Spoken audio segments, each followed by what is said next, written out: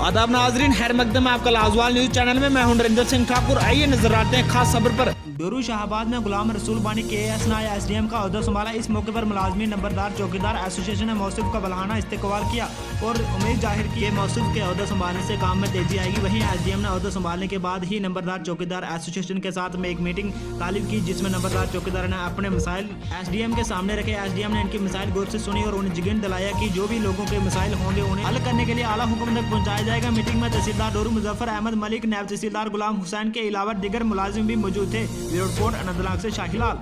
KS officers, Assistant Commissioner Revenue.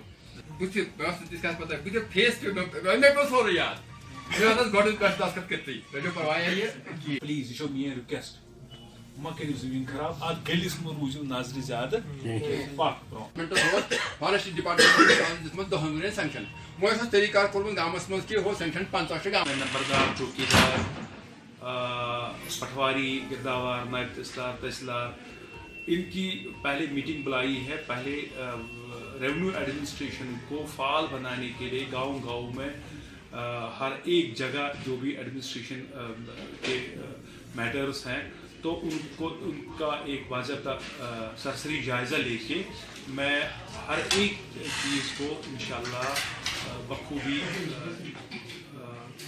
अच्छा करके लोगों तक की जितनी भी सहूलियात होंगी वो बहन तो जो जितना भी यहाँ पे अलावा जो बाकी यहाँ बाकी मतलब डिपार्टमेंट्स हैं, लाइन डिपार्टमेंट्स हैं, चाहे बिजली का है या PHE का है या R&B, irrigation, flood control, school education, जितने भी बाकी एग्रीकल्चर डिपार्टमेंट, हॉर्टिकल्चर डिपार्टमेंट, जितने भी बाकी डिपार्टमेंट्स हैं उन डिपार्टमेंट्स के ऑफिसर्स के साथ मैंने बाज़ाब्ता मीटिंग रखी है।